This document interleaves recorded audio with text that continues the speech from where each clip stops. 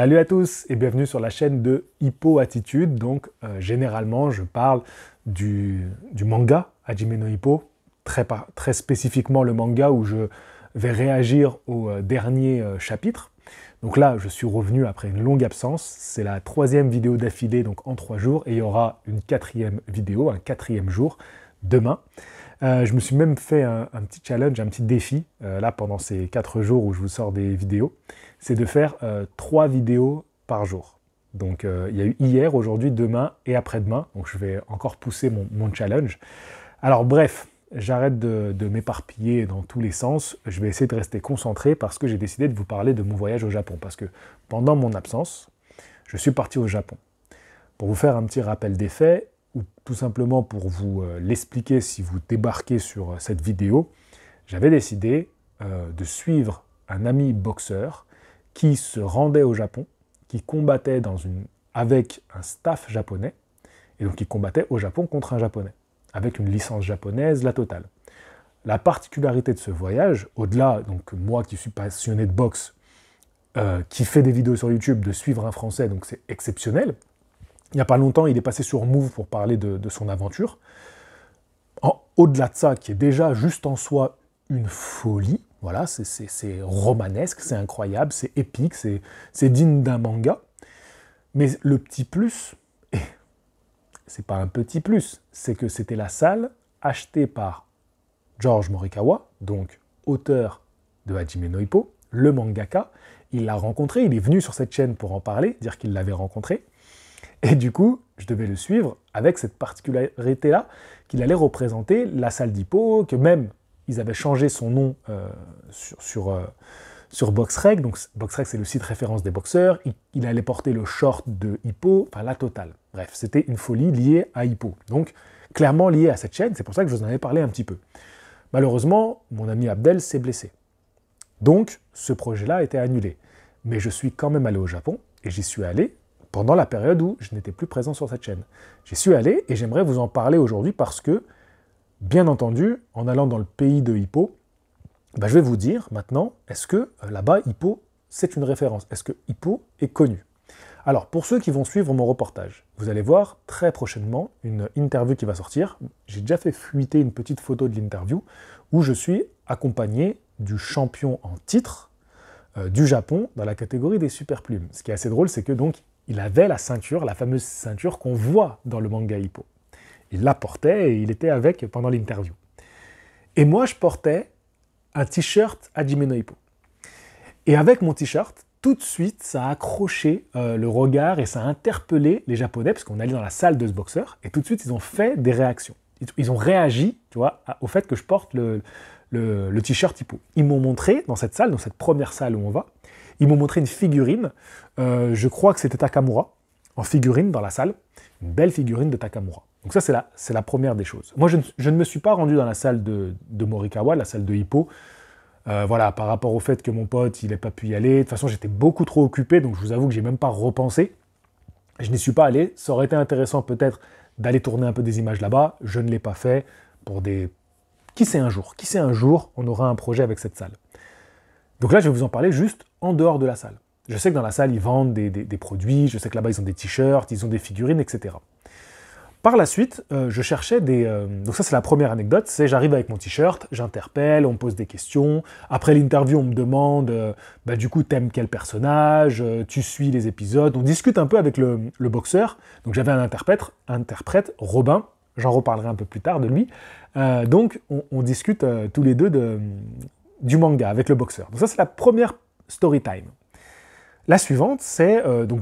pendant mon séjour, à un moment donné, j'ai un peu de temps, j'ai une après-midi, et je me dis, je vais chercher des produits box. Je me dis, pourquoi pas me ramener, soit je me fais un kiff, je m'achète des chaussures box, etc., tu vois, des chaussures de boxe, ou des gants, ou quelque chose, tu vois. Donc je repère 2 magasins qui vendent des produits box. J'y vais, je vais dans le premier, c'est un magasin plutôt axé MMA, avec beaucoup d'affiches et tout. J'accroche pas trop, je vais au suivant. Et le suivant, dès que j'arrive, donc je monte l'ascenseur et que j'arrive pour rentrer dans la salle, dans le shop, dans le magasin, il y a un petit sas, tu vois, quand tu sors de l'ascenseur, vraiment, il y a un petit sas. Pour ceux qui sont déjà allés au Japon, vous allez comprendre, tu vois, c'est un peu particulier les magasins. Tu passes par un ascenseur, tu débarques, on dirait que tu vas rentrer chez quelqu'un. En fait, c'est un magasin, c'est un peu spécial comment c'est fait le Japon. Enfin, c'est un peu spécial pour nous, Français. Et quand j'arrive dans cette entrée, voilà, dans l'entrée, avant d'arriver au magasin, il y a des décos. Des décos avec des petits trucs pour mettre dans l'univers de la boxe, tu vois, des DVD mis en avant, des accessoires, tu vois, un peu de collection. Et parmi tout ça, bah, tu as encore une fois des figurines Hippo. Tu vois, tu en as plusieurs, tu as plusieurs références, des posters, des trucs de Hippo. Donc voilà, c'était le deuxième petit symbole de Hippo. Ensuite, j'ai fait une interview avec un traducteur. C'est l'extrait que je vais vous mettre demain. Donc, on parle de Hippo. Donc, on échange sur Hippo. Et je vous ai mis un extrait de quelques minutes, 4 minutes, je crois, qui sortira sur cette chaîne demain. Donc ça, je vous laisserai le découvrir.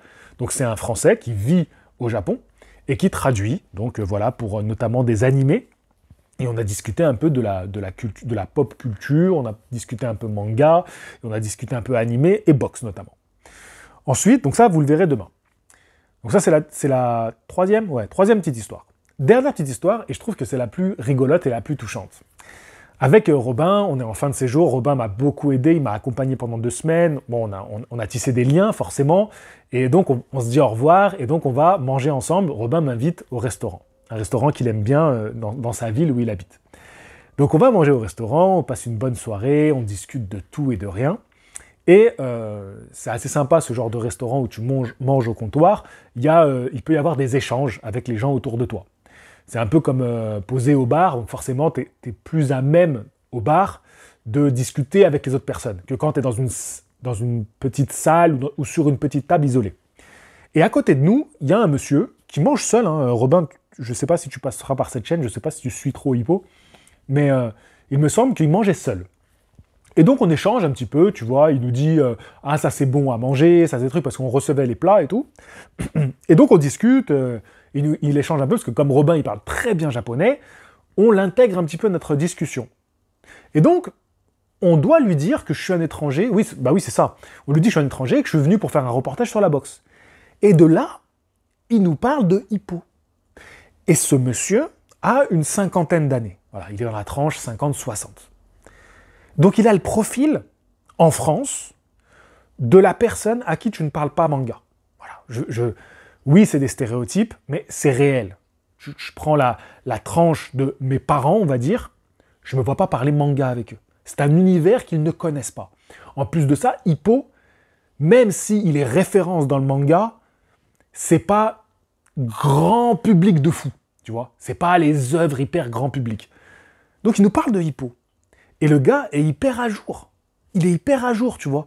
Et donc on discute, on parle du manga, donc lui, Robin traduit ce que je dis, il me traduit ce que le japonais nous dit, et à un moment donné, donc, il dit à Robin, j'aurais jamais imaginé parler de Hajime no Ippo avec un Français, ici.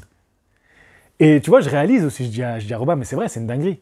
C'est une dinguerie, je suis là, dans un restaurant au Japon, avec un mec en mode un petit peu habillé, costume et tout, très classique, tu vois, vraiment très classique, il est en train de boire un coup, manger, passer une bonne soirée, et on parle de Hajime no Ippo. C'est assez extraordinaire. Et franchement, moi j'ai trouvé ça dingue. J'ai trouvé cette story time, là, cette petite anecdote, je l'ai trouvée fantastique, je me suis dit, il faut que je la partage avec vous, il faut que je vous parle de ça. Donc voilà un peu ma petite anecdote spéciale Japon. Donc oui, les Japonais, ils connaissent cette œuvre. C'est une œuvre classique, c'est un classique, elle est mythique, elle est populaire là-bas. Dans le monde de la boxe, j'en parle même pas.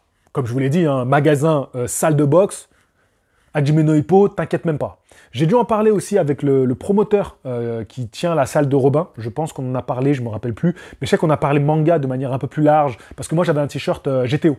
Et il m'a dit ah, tu connais GTO? Je dis bah oui, GTO c'est un classique. Et je dis mais Dragon Ball, ça en France on kiffe, tu vois. Donc on a parlé un petit peu manga aussi, de manière plus générale.